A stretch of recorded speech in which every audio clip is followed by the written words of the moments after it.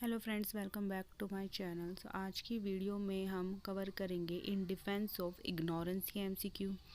ये ऐसे लिखा था अल्फ्रेड जॉर्ज गार्डिनर ने, जो एक एसेइस्ट थे और वो एक सिडोनिम यूज़ करते थे अपने ऐसे लिखने के लिए, अल्फ़ा ऑफ द प्लो। सो आज हम इसी से रिलेटेड अपने एमसीक्यूज कवर करने वाले हैं। सो हमारा पहला क्वेश्चन है, the full name of A.G. Gardiner is. इनको A.G. गार्डिनर के नाम से जाना जाता है और उनका पूरा नाम क्या है? A Alfred George Gardiner, B Alfred Gusto Gardiner, C Alec George Gardiner और D Alfred Gim Gardiner. The right answer is A Alfred George Gardiner. Next question is, A.G. Gardiner's essays were written under the pseudonym. ये अपना ऐसे लिखने के लिए एक सिडोनिम use करते थे, मीन्स पेन नेम या फिर अदर नेम यूज़ करते थे। सो वो क्या था? A alpha of the ring, B alpha of the flow, C alpha of the geometry or D the alpha of physics. Well, right answer is B alpha of the flow. From 1915, Gardiner contributed to Dash under the pseudonym Alpha of the Flow. इन्होंने 1915 से Gardiner किसके लिए काम करना start किया? किस सिडोनिम में? Alpha of the flow के नाम से। So right answer is A the star. The star के लिए उन्होंने 1915 से अपना काम करना शुरू किया था, ऐसे लिखना स्टार्ट किया था और उनका सिडोनिम रहा था alpha of the flow. Now our next question is, Who wrote a letter to the author and requested him to tell him what book he should read? Author को किसने लेटर लिखा था और ये पूछा था कि मुझे कौन सी बुक पढ़नी चाहिए? A an old man, B a young lady, C a young man और D author's friend. Right answer is C a young man. एक यंग मैन ने उन्हें एक लेटर लिखा था और ये पूछा था कि मैं क्या हूँ, कई चीज़ों को लेकर इग्नोरेंस में हूँ, मुझे नहीं पता, तो आप बताइए कि मुझे कौन सी बुक पढ़नी चाहिए। तो उन्होंने एक पोलाइट लेटर लिखकर उसे ये अपनी बात का आंसर दिया।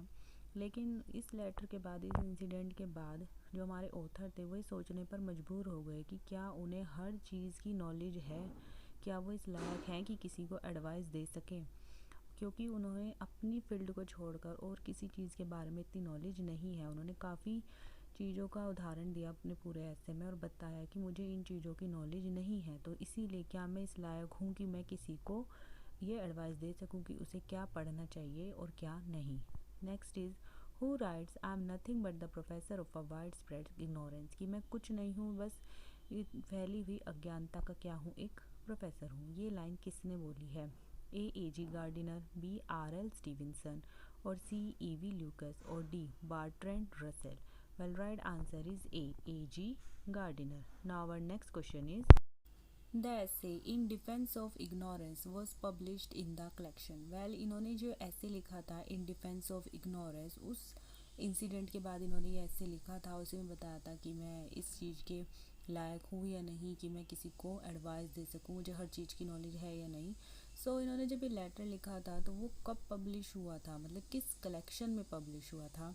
ए leaves in the wind 1919, drops in the wind 1919, moisture in the wind 1919 और D dryness in the wind 1919। Right answer is A leaves in the wind 1919। ये लीव्स इन द विंड 1919 में ये ऐसे पब्लिश हुआ था। ये कई सारे ऐसे इसका कलेक्शन था। Next is, in which essay the following lines form a part of I felt like a knight charging to the rescue of innocence. कि मैं कभी कभार ऐसे फील करता हूँ कि जैसे मैं क्या कर रहा हूँ, जो इनोसेंस है, मतलब जो भोले भाले हैं, उनको क्या कर रहा हूँ, मैं रेस्क्यू कर रहा हूँ। तो ये लाइंस किस ऐसे की है? A on saying please, B in defence of ignorance, C a fellow travellers और D the vanity of old age. Right answer is B in defence of ignorance. तो ये लाइन कहाँ पर है, किस ऐसे की है? ये line in defence of ignorance essay की है। Now our next question is, who refers to Carly, who calls the great deep sea of nescience on which we float like exhalation that are and then are not। ये lines किसने कही है और किसको refer करते हुए Carly को? A R L Stevenson, B E V Lucas, C A G Gardiner और D Bertrand Russell. Right answer is C A G Gardiner. ये लाइंस ए जी गार्डिनर ने ही बोली है। क्या पूरा नाम था इनका? ए जी गार्डिनर का Alfred George Gardiner. Next question is, who confess I cannot put my hand to anything outside my little routine without finding myself meddling with things I don't understand। ये line किसने बोली है? कि मैं, जो मेरा daily routine है या मेरी जो फील्ड है, यानी कि ऐसे लिखना, लिटरेचर ही मेरी फील्ड है, अगर आप इसके अलावा मुझसे कुछ और पूछते हैं तो शायद मैं उस चीज़ को क्या कर पाऊँ, एक्सप्लेन ही ना कर पाऊँ और उन चीज़ों के साथ उलझ कर ही रह जाऊँ जिन चीज़ों को मैं समझता ही नहीं हूँ। सो ये कन्फेस किसने किया है? A G Gardiner, B R L Stevenson, C E V Lucas और D Bertrand Russell. Well right answer is A G Gardiner. और ये किस ऐसे की लाइन है? वेल ये उन्होंने इन डिफेंस ऑफ इग्नोरेंस अपने ऐसे में इस लाइन को बोलते हुए कन्फेस किया है कि मैं माना कि मैं बहुत बड़ा ऑथर हूँ, लोग मेरे पास एडवाइस के लिए आते हैं, लेकिन मुझे कहीं ना कहीं ये रियलाइज़ होता है कि मैं अब भी क्या हूँ, कई चीज़ों को लेकर मेरे अंदर इग्नोरेंस है, शायद मैं हर चीज़ को उतनी अच्छी तरीके से नहीं जानता। Now our next question is Who informed the author about the difference between Lombardy popular and Egyptian popular? अपने ऐसे इग्नोरेंस ऑफ डिफेंस में जब वो कई सारे एग्जाम्पल देते हैं तब वो बताते हैं कि एक बार उन्हें किसने लोम्बार्डी पॉपुलर और इजिप्शियन पॉपुलर ये दो पेड़ हैं उनमें डिफरेंस समझाया था। So A young man, B an old man, C a young lady और D author's friend. Well right answer is B an old man. एक बूढ़े आदमी ने उन्हें इन दोनों पेड़ों में डिफरेंस को समझाया था। Next question is as I contrasted the mountain of things I didn't know with the dash of things. वो कहता है कि जब मैंने पहाड़ जैसी चीज़ों का विश्लेषण किया कि मुझे क्या पता है क्या नहीं, तब मुझे रियलाइज़ हुआ कि मुझे तो उसमें एक चूहे के होल के बराबर भी चीज़ों के बारे में नहीं पता। So A mountain, B molehill, C rat hill और D little. Well right answer is B molehill. तो उसने बताया था कि जब वो उसके साथ ये इंसिडेंट होता है जिसमें वो सोचता है कि क्या मैं किसी को एडवाइस दे सकता हूँ, तो वो कई सारी चीज़ों के बारे में सोचता है और तब उसे रियलाइज़ होता है कि उसे कितनी चीज़ों को लेकर उसके अंदर इग्नोरेंस है, वो बहुत सी चीज़ों के बारे में बिल्कुल भी नहीं जानता। Next is I didn't know my self esteem shrunk too. I did know my self esteem shrunk too. वो कहता है कि मैं जानता हूँ जो मेरा सेल्फ एस्टीम है वो सिकुड़ कर कितना हो गया। A nil, B nought, C zero और D high. Right answer is C zero. जब वो इन चीज़ों के बारे में सोचता है और उसे लगता है कि मुझे तो कुछ भी नहीं पता, तो उसका आत्मविश्वास घटकर ज़ीरो हो जाता है। So right answer is C.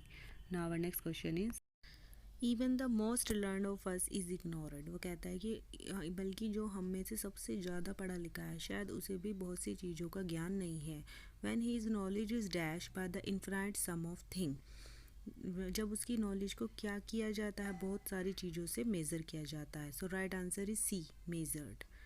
Next is the mere dash of thing is not necessary to their enjoyment of necessary even to wisdom. A knowledge, B love, C accumulation or D dislike. Well, right answer is A knowledge. The pleasure of living is in healthy feeling rather than in the dash of fact. A collection, B storing, C accumulation और D none. Well, right answer is C accumulation. वो कहता है कि जब हम किसी चीज़ को क्या करें कि हेल्दी रहना ही एक अच्छी फीलिंग होती है, ना कि हम इस फैक्ट में लगे रहें कि हमें क्या आता है और क्या नहीं। So right answer is C. Now next question is the following lines are taken from the essay. ये कौन से ऐसे से ली गई लाइन्स हैं? There are things that every plough boy knows today. हो सकता है कि आज उस प्लो बॉय को उन चीज़ों के बारे में पता हो which were hidden from Plato and Caesar and Dante, जो उस समय इन तीनों बड़े बड़े जो स्कॉलर थे उनसे छिपी हुई हो। But the plough boy is not wiser than they, लेकिन फिर भी वो उनसे ज़्यादा वाइजर बुद्धिमान नहीं है। So A on saying please, B in defense of ignorance, C a fellow traveler or D the vanity of old age. So right answer is B in defense of ignorance. तो कुछ चीज़ों के बारे में लोगों को बाद में पता चला, लेकिन उसके बावजूद भी वो क्या नहीं है, उनसे ज़्यादा बुद्धिमान नहीं हो सकता। Next is in which book Sir Thomas Browne declared that the idea of the earth went around the sun was too foolish to be controverted. जब ये आइडिया दिया गया था कि अर्थ जो है सन के क्या लगाती है, चक्कर लगाती है, उस चीज़ को क्या किया गया था, क्रिटिसाइज़ किया गया था। तो अपनी किस बुक में सर थॉमस ब्राउन ने ये बात बोली थी कि बहुत ज़्यादा क्या थी, फुलिश बात थी, जिस बात को क्या किया गया, जिसके खिलाफ बोला गया। So A vulgar error, B hydriotaphia urn burial, C the garden of Cyrus और D a letter to a friend. Right answer is A vulgar error book में उन इस बात को डिक्लेयर किया था। Now our next question is Which of the following essay ends on the line, a little old woman who kept the faith knew more than the Plato or Aristotle? ये line की एक बूढ़ी औरत अगर किसी चीज़ में बहुत ज़्यादा विश्वास रखती है तो वो प्लेटो और एरिस्टोटल जैसे विद्वानों से भी ज़्यादा जानती है। ये कौन सी किस ऐसे की लाइन है जिस पर ये ऐसे ख़त्म होता है? A on saying please, B in defence of ignorance, C a fellow traveller और D the vanity of old age. Well right answer is B, in defence of ignorance. ये इन डिफेंस ऑफ इग्नोरेंस की last line है। Next is who was Savonarola? कौन था ये? A 15th century Italian Dominican friar from Ferrara, B a G gardener friend, C Greek philosopher और D nun of these. Well right answer is a 15th century Italian Dominican friar from Ferrara. Now our next and last question is which paper Gardiner resigned in 1990 over a disagreement with the owner? Owner के साथ किसी बात पर disagreement होने के कारण Gardiner ने उस पेपर से 1919 में रिज़ाइन कर दिया। तो कौन सा पेपर था? ए डेली न्यूज़, बी क्लैंसफोर्ड क्रॉनिकल, सी बोर्नमाउथ डायरेक्टरी और D Blackburn weekly telegraph. Well right answer is A, daily news. So thank you friends for watching my videos and like and subscribe for more videos. Thank you.